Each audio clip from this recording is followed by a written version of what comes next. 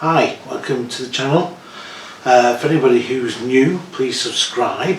Press the little subscribe button, it costs you nothing, but it does help the channel to get better known on the YouTube community. Now, several things really. I'm going to go on about electric cars. Now, I'm still really out on electric cars and electric cars for towing. Yes, I know some can tow, but we don't know the long-term effects that towing has on an electric car. Basically, petrol, diesel, that's proven over and over again over the many years. Electric cars, we don't know. Electric motors aren't really designed for towing, pulling heavy weights, and I don't think manufacturers really want you to tow with their vehicles, if the truth were known. Now I know there's a few people out there tow with them, and sure, you may get satisfactory. Obviously the range is cut down, winter time your range is cut down, and also when it comes to charging it you can have a few difficulties if you've got a caravan or a boat or a trailer on tow. Now I watch a guy called the Master now. He does all sorts, he does like food reviews as well, but he does car stuff, and he's been going on this Porsche, I think it's a Cayenne, I think. Cayenne, I can't spell it at the moment, it's a late evening now. But anyway, it's the electric, and he's had it just short of 2 years, and he's now really getting to hate this car. He loves the way it drives, he loves the torque, he loves the sort of way it handles, but what he doesn't like, it chews up tyres. That's down to weight, of course, the batteries, also the fact there's a lot of torque in there, in the motors. He doesn't like the fact that charging it can be proved very difficult. He doesn't like the fact that his range is cut down, and this is a guy who's just going solo. And I agree with what he says actually, because I think electric cars are great in town. I think that'd be absolutely brilliant. I mean, my wife does about 50 miles a week, and it would be ideal for her. Stick it into drive and off she'd go. But he did with a race with a mate of his with a diesel BMW, which he just bought off Facebook for about $2.5 grand, and he had, like, when he filled it right up, he got about 600 miles to a full tank, where the Porsche was only doing about 200 odd miles to about 250 miles to a full tank. So of course he had to do more stops, and more stops take longer. You can't just fill up, obviously. So the charging takes up, and that's if you get in some of the charging points, because some of the charging points were actually busy, so he had to wait. But the bottom of it is as well, what really was the downer for him was the fact is that when he had the car valued, it dropped quite considerable in value. I think he said he paid 120. It was on finance. He had 77,000 left to pay on it, which is like, send me to shivers. And basically, the car was worth, I think, about 53,000, 54,000. That was in August. He then had it revalued again, I think, by We Buy Any Car, and they were, I think, valuing it around about £45,000 or £41,000. So it had lost a dramatic amount of money in that time. Now, like he said, if he held on to that car for another few years, and he then tries to sell it, the problem he's got, of course, is that some people are going to be very sort of sceptical and say, well, hang on, it's done X amount of miles, the battery's now at least 5 to 6 years old, how long have those batteries got to go for? They may have another 3 years, they may have 4, they may have another 5 years, nobody really knows. And to replace the batteries at the moment on a Porsche of that stature is, I think, around about 40,000 quid. So I'm sorry, electric cars still ain't going to do it for me. I think definitely for towing, yes, you get some that can tow, and yes, you've got people towing small caravans with them, but again, that vehicle may be classed to be able to tow that particular weight, but the long-term effect of towing, we don't know what's going to do. And also, of course, the range is cut down dramatically, and the electric ain't as cheap as it used to be. And don't forget, I think they're going to start road taxing electric vehicles as well, and so they should, because they're a heavy vehicle and they're going to help churn up the roads. So yes, they've got the good points, you know, they handle well, they're smooth, they're quiet, lots of torque, but I'm afraid they don't directly replace the thing that they're supposed to be replacing. So when you design something to replace something that's been established, it's got to be as good and better. And the electric car, I don't think it is. So, I mean, if I said to him, well, try towing with one, he'd probably laugh in my face and say, well, it won't go, you know, I'll be looking to get 120 miles to a range, and that's probably quite true. But anyway, enough of that. Let's go on to the NEC. Saw the NEC, went round, and while we're still on electric, a few Caravans there were all electric. Well, I say a few, and it was a few. Canals, who always usually have a new model on their stand, but you never get to really see these models on the dealer's forecourt. I've certainly never seen any of them on the forecourt. They had launched beginning this year, and I've done a review on the channel on it at the Manchester show back in January, and the sound quality was iffy, so apologise again for that. An all-electric Caravan. Now look, again, there'll be people out there go, oh, this is fantastic, it's a great idea, you know, do away with gas, but it isn't quite as simple as that.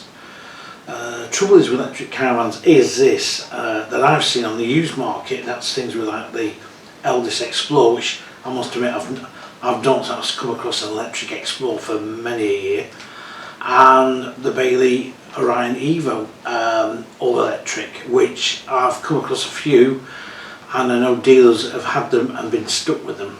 And the problem is, of course, is that they rely totally on electric, and so there's no gas provision, and that's put some people off buying the Caravan. Now, the Canals USO is one of these all-electric Caravans, but interesting, it has got provision to be ordered with gas, and I think I'll do that. It's pretty lightweight, I think it's about 900 kilos unladen, but the problem is, when you look at the van, it looks great, and it's got a drop down bed at the back. Again, you'll see the video on the channel, but when you start adding up all the extras, like a rear back window, yes folks, a rear back window is 450 quid extra, same with the front window, plus other various bits and pieces, it knocks the price up, and also the weight starts to creep up as well. And all of a sudden it's not quite the bargain as it was once. Yes, the build quality is good, an excellent washroom, no doubt. Kitchen isn't too bad, but I don't know how many people would like to be sat in the middle of the Caravan with just one or two, I think it's got, I can't remember if it's got one window or a window on either side. I can't remember, I think it's only got one window. And that's it, you can't look through the back when the bed's made up. So really, it would feel a little bit possibly like being in a bit of a condemned cell maybe, now looking back on that review. But anyway, that's that. What else did I see at the, well, there's the Swift Base Camp with all the recycled stuff on it. Yeah, it's quite good. Again, what I would do with that, I suppose, is make it a hybrid, or at least do a gas variant on it. I still think all electric Caravans, again, it's something that is a little bit of a pipe dream. Wouldn't it be fantastic if we stuck a little solar panel onto it and it powers the Caravan up for the week or something like that, and we didn't have to plug it into the mains electrics. But I don't think that's ever going to happen. What else does it show? Plenty of motorhomes, some nice motorhomes there actually, and some camper vans launched through from Bailey. Bailey launched their first, the Endeavour, which is I think based on a Ford Transit. I only got a brief look at it, so I can't really say, but I will get a proper look at the dealers. I think I'll do a review on it. Creating quite a lot of interest. I think Bailey pushed this. Again, it's another camper van in the market.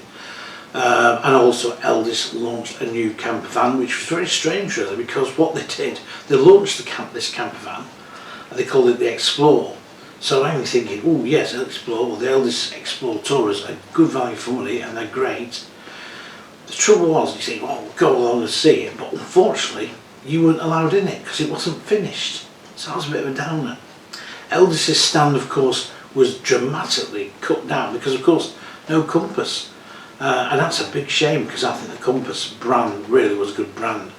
What they need to do with Compass was to actually make it completely different from Eldest, and it followed it too much down to the shell, to the layouts. They should have done some different stuff. The only difference there was like the upholstery, and it was dark wood, and even the Eldest Affinity is dark wood. Look out again in Practical Caravan, some used buys in there, also some new stuff. Eldest Affinity I think is in this month's issue at the moment. 550 I've done a review on, got GRP sides on, and very nicely finished those are too. Also the Swift Elegances, the 860, the 760 I think it is, or 780, I can't remember which now. Doing reviews on them, and also good used buys as well. So let's skip that, back to the show, and what else did I see? Well, there's the Beachy by Hobby. Again, you've seen the review on that. Again, it's something different. People say it's not for me, and no, it wouldn't be for me, but for somebody, they'll love it. Same with the GoPods. I mean, the GoPod videos caused so much of a stir. There's one particular person that kept going, oh, but these are fantastic, you won't be able to tow anything soon, and all that, neither. I wasn't saying that. What I was saying is the GoPod is quite unique in its design. People go, well, I'd rather have an Ariba. Well, if you want an Ariba, you won't be going for a GoPod. A GoPod is in a little class of its own, basically. I think the GoPod still is a cracking little van. Yes, the price has gone up, but hasn't everything. And that is something I think we're going to have to watch. Manufacturers are going to have to watch the price of new Taurus, because if they're not careful, it's going to get to such a stage when it comes to swapping, there's going to be such a big gap between. People will just say, stuff it. I'm not going to buy that new one, but I'll go for that one there. It's a second-hand one. I'm going to save myself a bit of money, excuse me. So there's that. What I still find a bit of a shame, and I still do this, is the fact that we've no Luna, obviously. A few years now since Luna have been gone, and that is a gap in that show. There's no doubt about it. Luna always had a good stand. The marketing lady did a fantastic job. All the Luna team, I knew Luna guys a lot. I was always up and down there, the factory, only about half an hour from me. I used to take quite a lot of the vans out and do reviews on them for various magazines, such as Scottish Caravan magazine and Practical Caravan Club, Company Caravan Club. And it was great. I knew a lot of the people there, and I was very sad when Luna went because of the people as well, because there were some really, really loyal workers there. At Luna, and I think Luna, if they'd have really concentrated on producing a lightweight quality tourer and concentrated on quality, I think they'd still be around now without much of a problem at all. Anyway, one last thing at the show was I found the bookstall. Now the bookstall's been there for a few years, and that's down by the Experts Theatre. No, I've not been at the Experts Theatre. I don't get asked because apparently I'm not an expert. But I think a lot of it is all about travel stuff and where people have gone, and they'll tell you what their adventures and that sort of thing. Personally, that doesn't really interest me very much. It might interest a lot of people, but me, I'm not particularly bothered about really people's personal adventures. It's nice to be able to tell, you know, we went there and it was nice and it was all that sort of thing and it was great, or we didn't quite like that, and that's the site we stopped on. That's great, but I don't know if I want to know all the ins and outs of an adventure and sort of building up this adventure theme all the time, but that's again for other people. I met a couple of subscribers there. There was, I think, Tony and Amber, and there was Carol and Michael, and a couple of other people there. Sorry I forgot your names. And you all came and said how much you really enjoyed the channel and how that you'd been quite influenced away to buy something. Now look, what I always say is it is my personal choice about certain things in caravans or motorhomes or whatever, because at the end of the day it is down to you as an individual. If it doesn't feel right for you and I think it looks great, then that doesn't mean to say you're in the wrong or I'm in the wrong. It means to say you just prefer it, but some things can be quite different in regards where I think really I would put my money into that. I'd put my money into that. And it's up to you if you do put your money. If you do, well, you know, you might lose the value, not the dealers, that sort of thing. So we got that out of the way. Now I've also had some great feedback from people, and quite a lot of people like that little bio thing I did a couple of weeks ago, basically telling you how I started off getting into caravans. And yeah, I mean, I only skimmed the surface, and obviously, you know, it'd have to be a real big, long video, and you know, I don't want people falling asleep, so I thought try and keep it as short as I could, and just do sort of snip things.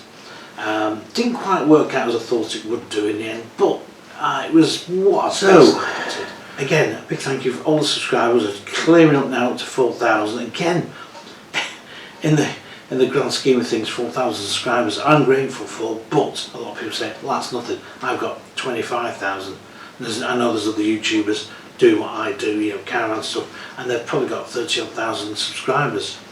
And good luck to them, because I think it's fantastic how they've done it. I don't know the secret. So consequently they're doing something right. I mean, somebody said to me the other day, commented and said, by the way, you know, you've got all this information, blah, blah, blah. And I said, well, yeah. And he said, others don't. And I said, but, you know, you've only got to look at their subscriptions and some of their viewings that they're getting. And you know, it makes me like a bit of a non-starter. So we're second-hand reviews to come up. I'm on with book work, and yes, I'm doing lots of bits of research and stuff. And this book, as I say, has got to be done by the end of the month. So there's a lot of pressure there. Because if I don't, it won't happen. So I've got this book to do. I'm just going to crack on, because it really is. If I don't get this in, that contract will get cancelled, there's no doubt about it. You know, we had that close call last month, and it would have gone. I didn't beg on the phone, I just said, look, you know, there's a lot of work gone into it, please give me another 4 or 5 weeks. And they said, look, you know, it's only because really we've got a lot of authors out there outstanding with manuscripts coming in, so apparently somewhere to look like 8 years over their original date, and I'm probably 2 years over mine. Usually I don't do that on books. I usually get those books in pretty much on time. And then straight after this one, the visual history of the motorhome book, which I say I'm hoping I'm going to make that deadline, I start on the next book, which is the story of the camper van, and that is really interesting. I've been sort of, well, I've been doing stuff for the visual history. I've been finding bits of stuff out for the camper van, and I found some really interesting stuff, well, to me anyway. So I've learned quite a lot, some things that I just didn't know. And manufacturers that did, some of the caravan manufacturers that were involved with camper vans sort of early on in the time, but it never got really publicised. It's only doing some real delving I found this out, so I found that's great nuggets of information. Right, I can hear the rain coming down, surprise, surprise, and I've robbed it on long enough, so please keep subscribing, as I always have to say. Please keep liking, and also thank you for watching the video, and keep an eye out for some more used reviews. It's getting late, but I'm going to have to get on to the old laptop and try and crack on a bit more, and yeah, get this book sorted out. See you on the next video. Thank you again for watching.